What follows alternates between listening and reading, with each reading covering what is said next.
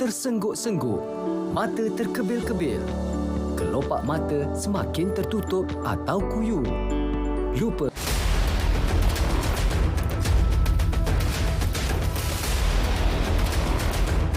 Assalamualaikum, Salam Malaysia Madani, Kanta 744 mendahului berita. Kita mulakan dengan rangkuman berita utama dalam segmen Esensi. Satu jawatan kuasa khas perlu segera ditubuhkan. Ia bagi mengkaji kompetensi Dewan Undangan Negeri-Negeri mengubal Undang-Undang Islam, bawah enakmen negeri serta bidang kuasa Mahkamah Syariah. Sultan Selangor, Sultan Sharafuddin Idris Shah bertitah ia berikutan banyak kes yang sedang dibicarakan di bawah bidang kuasa Mahkamah Syariah dicabar di Mahkamah Persekutuan.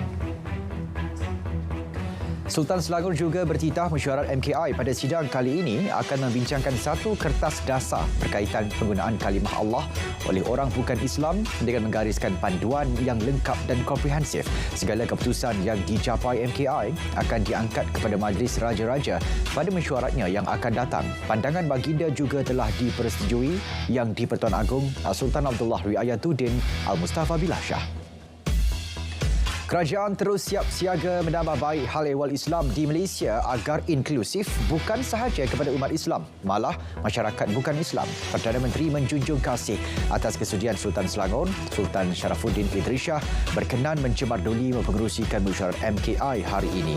Beliau yang juga timbalan pengerusi MKI berkata, mesyuarat berkenaan jelas menzahirkan keprihatinan Sultan Selangor terhadap pengurusan hal ehwal Islam di negara ini.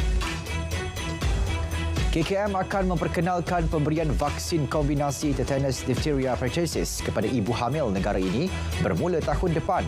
Ia bertujuan mengurangkan risiko jangkitan pertussis terutamanya dalam kalangan bayi berumur bawah 5 bulan. Inisiatif baru itu melibatkan peruntukan tahunan sebanyak 25 juta ringgit meliputi anggaran 500,000 ibu hamil di seluruh negara pada setiap tahun.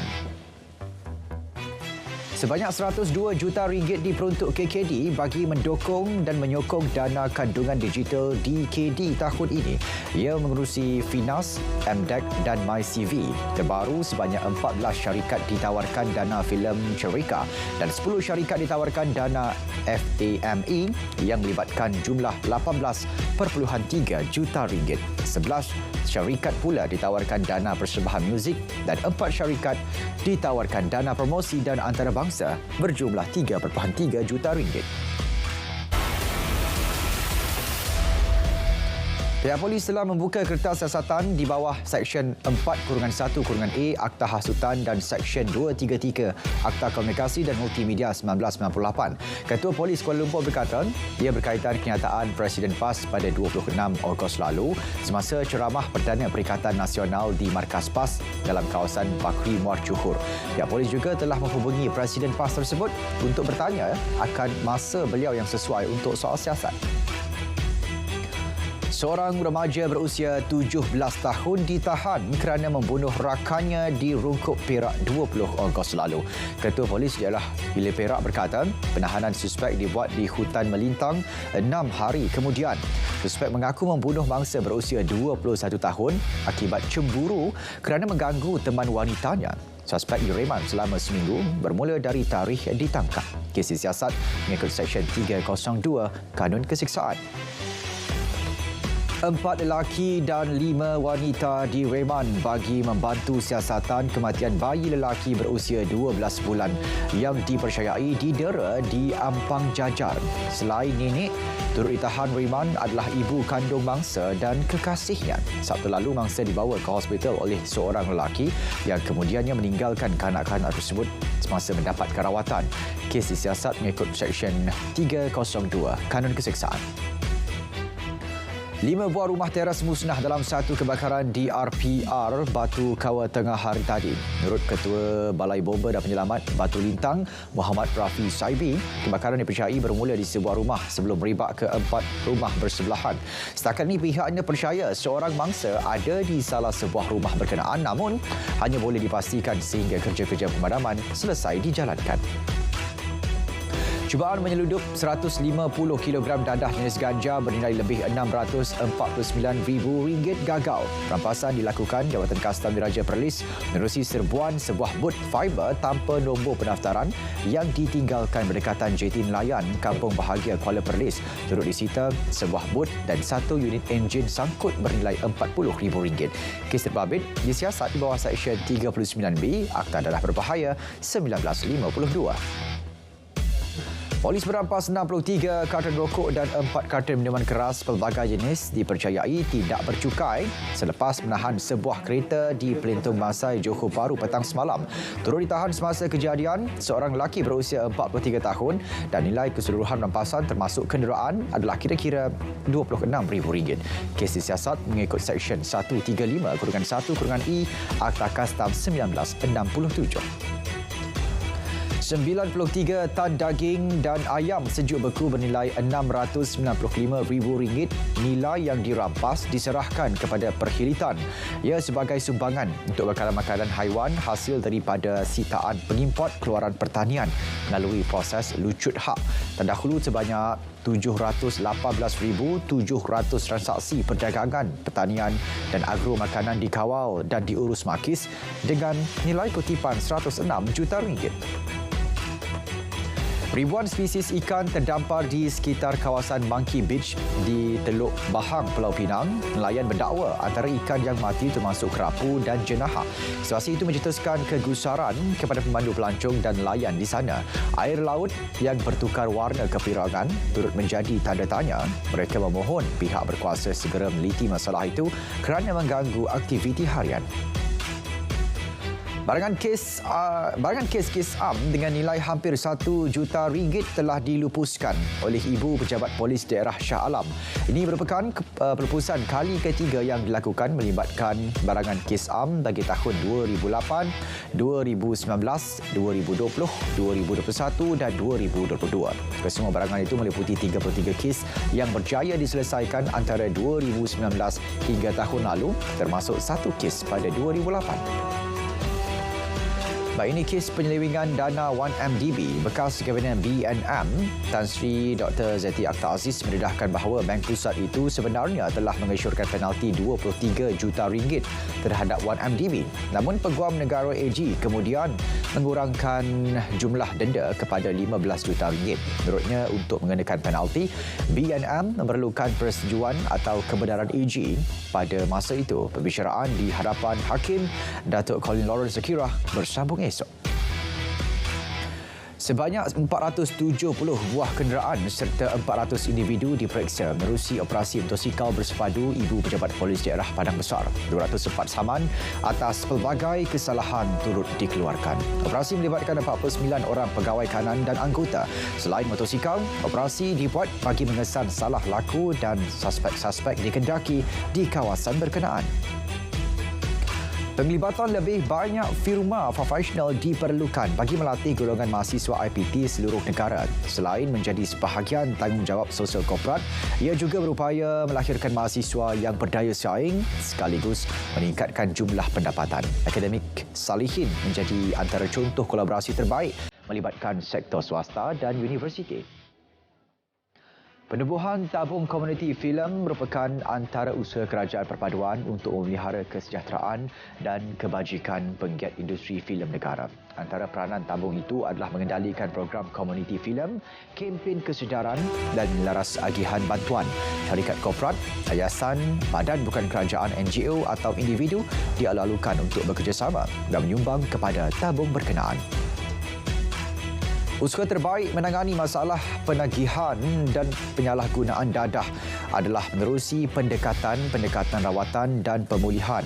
Menurut Menteri Kesihatan, ia lebih efektif kerana penagihan dadah adalah sejenis penyakit kronik melibatkan komplikasi fizikal dan psikologi.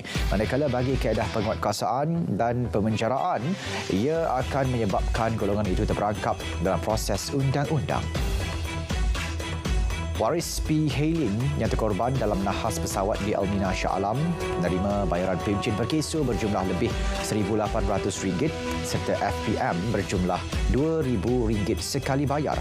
Bayaran bermula dari tarikh kematian Muhammad Hafiz Muhammad Saleh menerusi 2 peruntukan Akta Perlindungan Sosial. Mangsa meninggal ketika menjarum di bawah skim keselamatan sosial pekerjaan sendiri SKSPS melayakkan mangsa menerima faedah itu. SPRM Sabah menguatkuasakan pelaksanaan garis panduan tata cara mencukupi trust terhadap organisasi komersial. Ini bagi mengelak kesalahan yang boleh didakwa di bawah Akta SPRM 2009. Antara 5 prinsip asas digariskan dalam trust termasuk komitmen pengurusan organisasi pencegahan rasuah, melaksana penilaian risiko rasuah dalam organisasi dan langkah kawalan pencegahan rasuah. Sarawak meneluskan projek bernilai RM750,000 bagi rumah pemulihan pesakit dan bekas pesakit mental. Ia bakal dilaksanakan di Kuching tahun hadapan.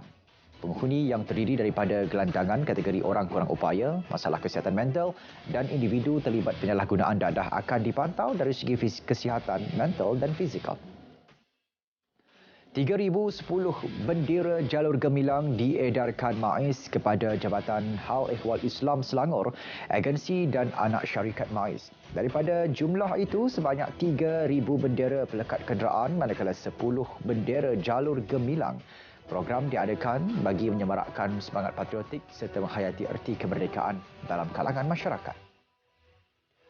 Maritim Malaysia julung kali menjalinkan kerjasama dengan USCG, kata Munro, melalui perkongsian kepakaran kedua-dua agensi. Kerjasama itu merupakan satu langkah proaktif dalam meningkatkan keselamatan dan keamanan perairan. Seramai 30 anggota Maritim Malaysia telah menyertai sesi latihan khas itu di Amsas Kuantan semalam. Melalui latihan tersebut dapat meningkatkan pengetahuan dan kemahiran serta pengalaman anggota Maritim Malaysia. Semua syarikat milik agensi di bawah Kementerian Kemajuan Desa dan Wilayah KKDW perlu memastikan syarikat menjana pulangan positif. Timbalan Perdana Menteri yang juga Menteri KKDW menekankan kepentingan peranan entiti di bawahnya untuk menjana pendapatan bukan mengharapkan peruntukan kerajaan semata-mata. Justru menerusi Belanjawan 2024, langkah rasionalisasi bakal dibentang melibatkan penggabungan entiti KKDW yang tidak menjana pulangan. Kira-kira RM637 bilion perlu dibelanjakan bagi mencapai sasaran karbon sifar bersih Malaysia menjelang 2050. Perbelanjaan itu merangkumi usaha menaik taraf grid, membangunkan aset tenaga boleh baru TBB serta penyepaduan sistem penyimpanan tenaga. Negara menyasarkan 70% kapasiti bagi TBB dan ketika ini sebanyak 25% kapasiti TBB telah dicapai termasuk dari hidro ke solar. 19 premis peniaga getah berlesen didapati gagal mengguna pakai aplikasi RRIM Niaga dan dikenakan kompaun setakat 15 Ogos lalu. Tindakan penguatkuasaan tersebut selaras peraturan Lembaga Getah Malaysia di bawah peruntukan pelesenan dan permit 2014. Peniaga yang disabit kesalahan boleh dikenakan denda tidak melebihi RM50,000 atau dipenjara selama tempoh tidak melebihi 2 tahun atau kedua-duanya. Siem Darby Property optimis mampu mencapai sasaran nilai jualan tahun ini sebanyak RM2.7 bilion. Lebih tinggi berbanding sasaran awal RM2.3 bilion. Keyakinan tersebut mengambil kira momentum pertumbuhan positif dicatat pada separuh tahun pertama 2023. Prestasi selari pemulihan sektor buruh selain kekuatan penawaran portfolio hartanah terutama melibatkan kategori industri dan kediaman.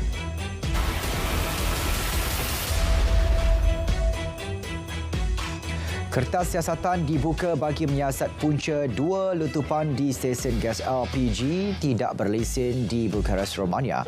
Insiden mengakibatkan 2 terbunuh dan 56 yang lain cedera Sabtu lalu. Pendakwa raya berkata kebakaran bermula semasa gas dipindahkan dari satu lori tangki ke lori lain. Ketika itu salah satu lori terbabit terbakar. Wujud spekulasi menyatakan sebatang rokok dibaling secara tidak sengaja. Harga beras ekspor Vietnam kekal tertinggi di dunia.